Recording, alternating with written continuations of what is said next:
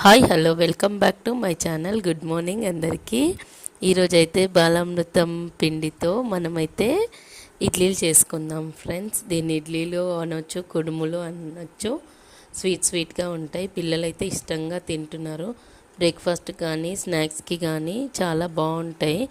ఈజీగా క్విక్గా 10 మినిట్స్లో చేసుకునే రెసిపీ అనమాట.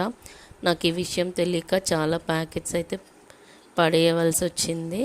ఈ ట్రిక్ తెలిసిన తర్వాత ఇలా చేసుకోవచ్చని నేను చేసి పిల్లలకు పెడుతున్నాను. బాగుండే రెసిపీ అయితే, ఈజీగా ఉంది, పిల్లలు కూడా ఇష్టంగా తింటున్నారు.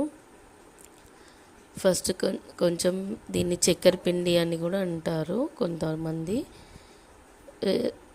ఇడ్లీలు అయితే చాలా బాగా వచ్చాయి ఫ్రెండ్స్. మా పిల్లలైతే తిన్నారు ఇష్టంగా, బాగుంది అని చెప్పారు. మా పెద్ద బాబు కూడా, మా పెద్ద బాబు టైంలో కూడా ఉండే, కానీ నాకు తెలియక పిండి అంతా వేస్ట్ చేశాను. Thanks for watching.